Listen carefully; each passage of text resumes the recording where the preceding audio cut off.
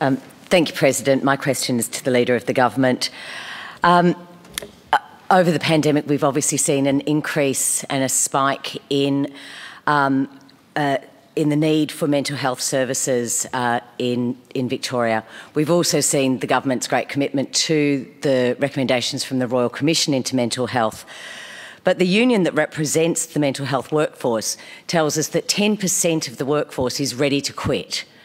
So I just would ask what the government is doing to make sure that we don't see this workforce leave in droves when it is needed at its most. Oh, that's for the mental health. Leader of the Government. Thank you for your question. I think that that's probably best for me to direct that to the relevant minister, being the Minister for Mental Health. As I've said in this place before, I'm more than happy to attempt to answer as many questions as possible. This is an important policy area for the government.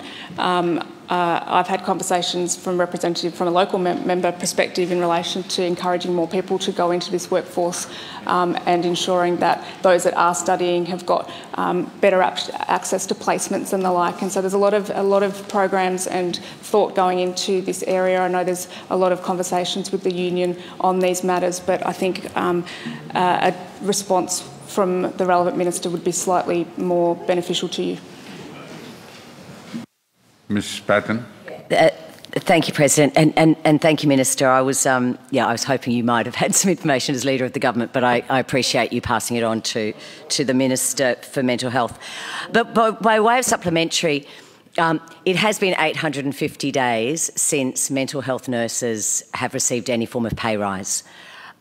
So either if you or the Mental Health Minister can let me know when we will see them get a deserved pay rise.